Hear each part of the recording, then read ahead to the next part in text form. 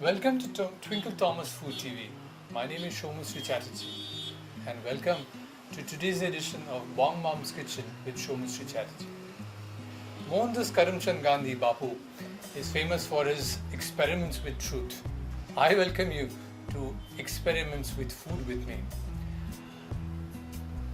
Having grown up on a varied range of food that was always finger-lickingly delicious, I've always missed that kind of food whenever I've traveled across the country. Living in Guwahati, living in Bombay, in Bangalore, in Delhi, going to Chennai, Cochin, Pune, across the length and breadth of the country, I have tasted and sampled food that has been absolutely wonderful and that is absolutely Indian. But even then, there have been days and nights where I've missed the food that I have grown up on. And that's how I started experimenting, my experiments with food. My experiments led me to typically Bengali food, typically North Indian food, some South Indian fare, some Marathi fare, and then I spread wings across the seas. I have dibbled and dabbled in some continental fare, main course, starters, and then I hope to may become something to do with desert soon. In all of these, what has led me to work on food has been my desire to make something which is essentially my own fare. So when I take you through my Bong Mom's kitchen, I bring into you traditional fare which I have made a little bit of my own by my own style. Some in making it in a quick fix manner, some in a manner to adjust to whatever is available to a single person, and so on and so forth. So welcome to today's journey to the Thomas Food TV in the Bong Mom's Kitchen, and let's find out what we have to cook today. Welcome to today's Bong Mom's Kitchen edition. Today what we are going to be cooking is a classical Bengali food which has its roots in the Middle East. Funny, isn't it? Bengali and Middle East. Well, we are talking about a kachkolar's kofta. Kofta is something which comes from Persia. The word is Persian, meaning from the word kofta, which means a risotto. We make various kinds of koftas out of meat, out of fish, out of chicken. The momo is a cousin of the kofta, being a meatball itself, which is then covered in a dough and then steamed or fried. What we are doing today is a Bengali take on the kofta, made out of raw banana. These are the bananas which have not ripened enough to be consumed as a fruit, but is consumed as a vegetable. So what I have done is I have taken some bananas. I've taken about 3 bananas, made 3 slices out of each, chunks rather, and then I've pressure cooked them for a little bit of time, 2 whistles. I have peeled off the banana leaves, the outer cover, and I have ground the inner vegetable into this. 1 large potato, which I have also mashed up and done. So what we have done is by mashing this up is I have done a grinding. Grinding, to grind means koftan in Persian, from which the word kofta probably comes. Incidentally, there's a kofta called Tabrizi kofta, which is typically found in Iran today, where it is unusually large. Here I have the banana. I will just mash it up a little bit, just a little bit. Yeah.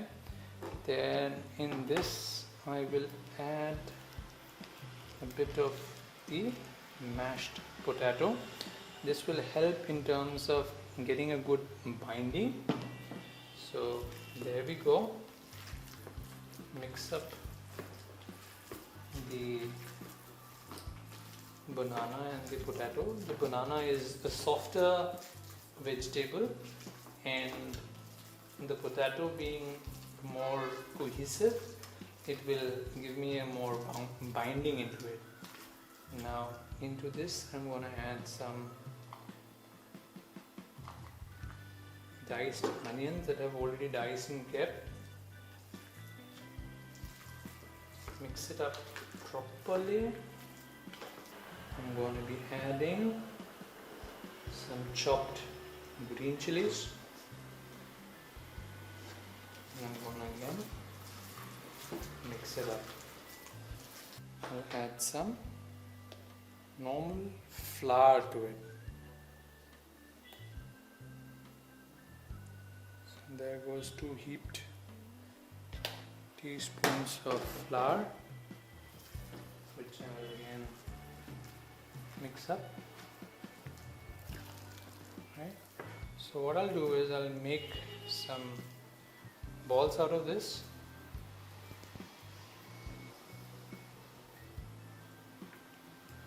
And set aside.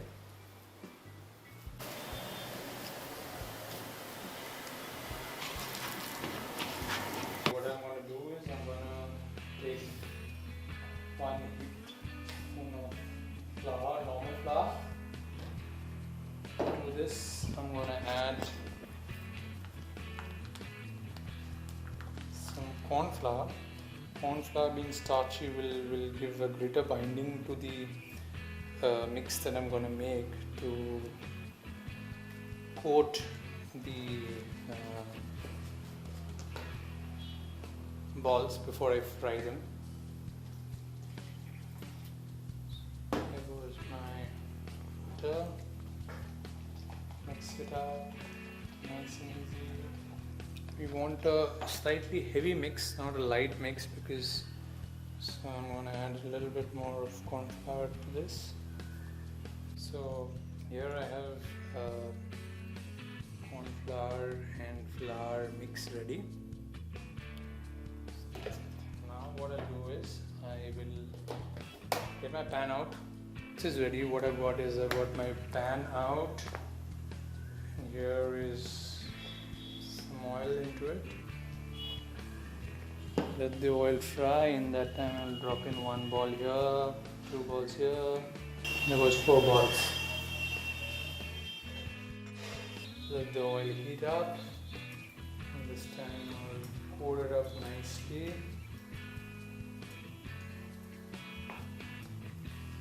I'll coat up the balls nicely in the corn flour mix.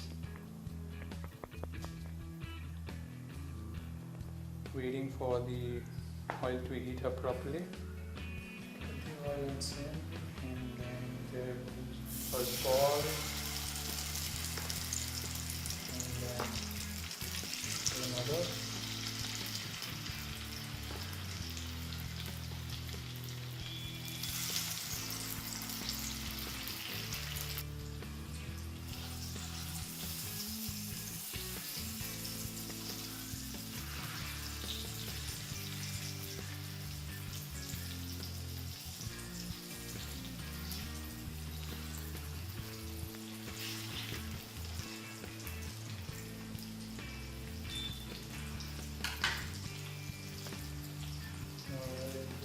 So that you can deep fry in this.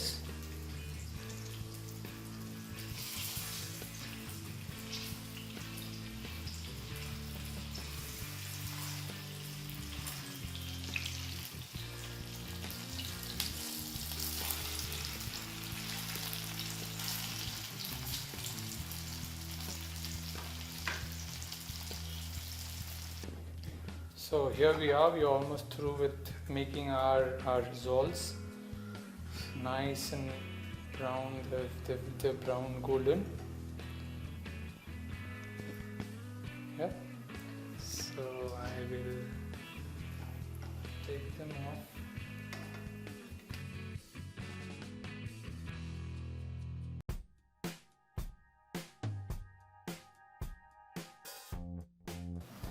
So I got myself some tomatoes, which I will make slices so that I can saute them properly.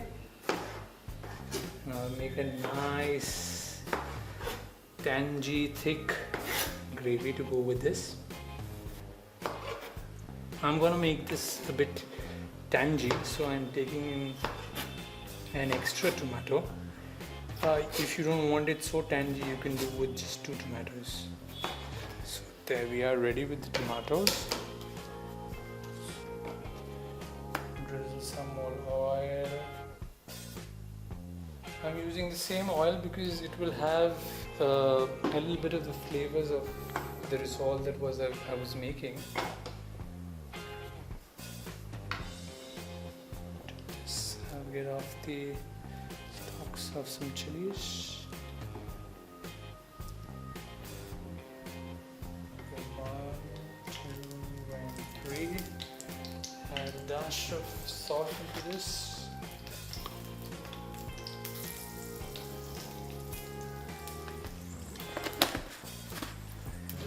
Diced onions.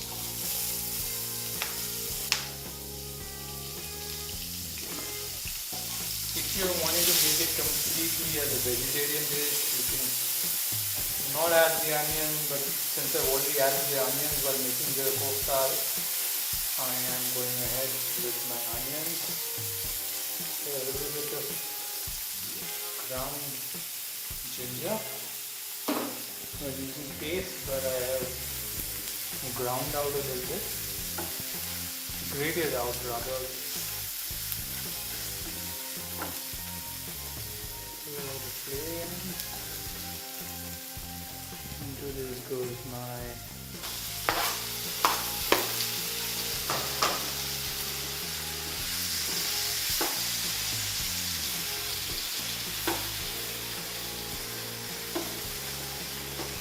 traditional Persian, there could be some amount of rosemary and nutmeg powder added to this, but since we are Indian, Dil Hai Hindustani, so what we will be doing is we'll be adding some Indian spices into it.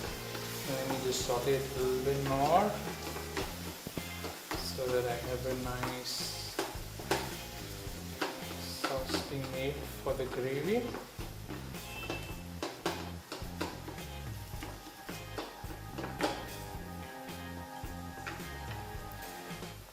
This goes red chili powder,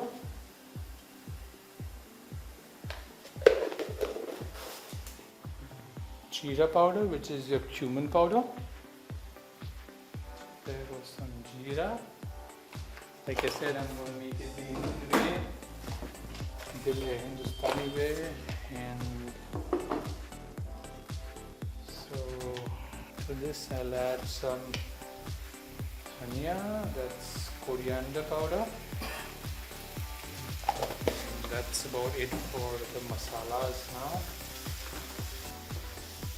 Let it saute nice and easy.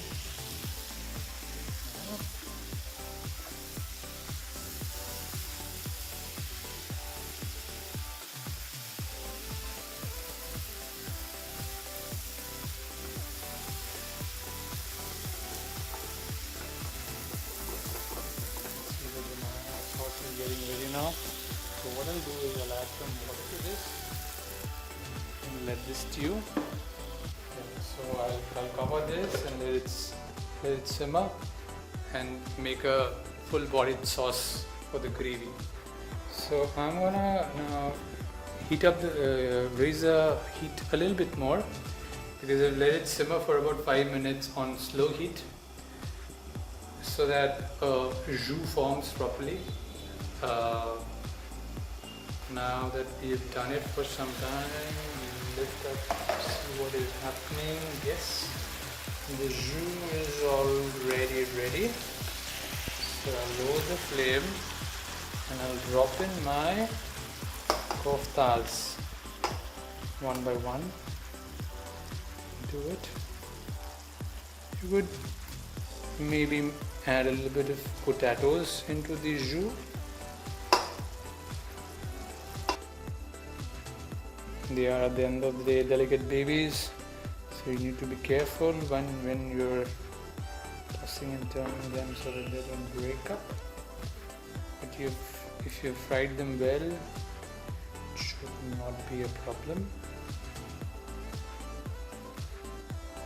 What I'll do is I'll add up a little bit more water, just a little bit more, increase the flame and cover it up so that it soaks in the heat and steam, and the flavors all go into the rissoles, into the koftas, and the flavor of the gravy imbibes into the kofta, and we have a nice kofta gravy combo that is there. So just bear with me for a minute or two, and this time let us travel the journey of kofta. In the journey of kofta, we see that references of the kofta is there in the Chinese empire in 200 BC. In the book of Epicus in the Roman Empire, we find the reference of a rissole like this. This is across the Balkan, it is in the Persia, it is in India, it is in China. What we've made, if we had made this with meat and had then covered this meatball with a dough, we would have and steamed it, we would have what we call the momo, famous in Tibet, which is often had with soup. So essentially kofta has done a diverse journey from the Persian Empire, both westwards towards the Roman Empire and the Balkans, and eastwards towards Indian subcontinent and even in China. So it's a very common, you can say, and a very well-known food item.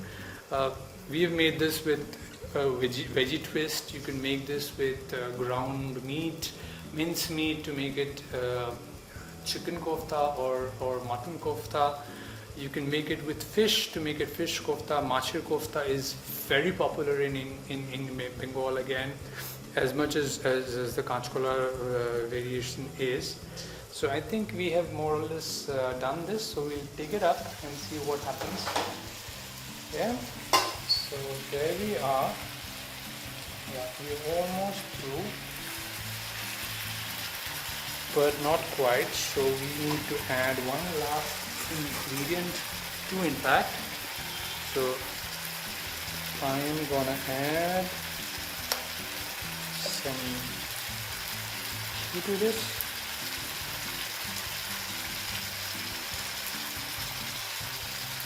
A little more. This side. And that's it. And the last bit of spice that I'm going to add is a mixture of garam masala, that is your clove, your elaichi and your dalchini, and I will just lower the flame, mix it in nice and easy. The ghee and the garam masala is almost ready. So what I'll do is just toss it on one time. One last dash of water, and just an opportunity to homogenize this in the steam.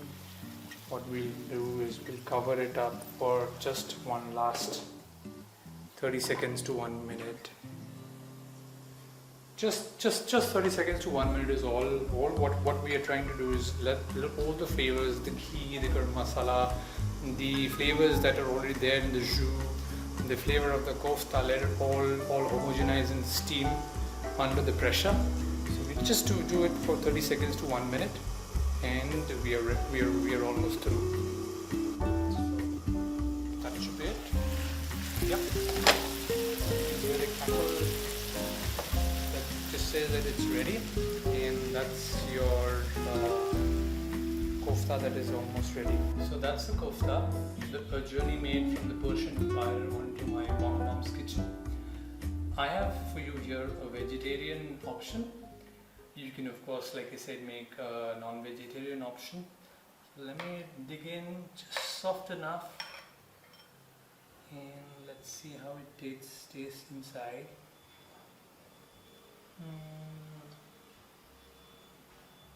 And it's just got the right amount of body in it, and the tangy. I try to make it a little bit more tangy, so it's that way. Delectable. I think I'm making my mom proud. So if you liked what we did, do subscribe downstairs to Twinkle Thomas Food TV. Remember, your journey is with Shoumishri Chatterjee in my mom's kitchen. And before I sign off, I'll give you that special recipe of my mom. My mom said that this is a special dish that is transgressed across the globe. It was made in the kitchens of the sultans, in the caliphs, in the padishahs, where it was made with a lot of dedication, a lot of effort. The best we can do is we can put in our best smile. With the best we can do it is put in a little bit of love while making this. So that's the secret ingredient. An extra dose of love, an extra bit of smile, straight from the heart, and that's how you make it. Kaach Kolar Kofta. Till we meet next time, bon appetit.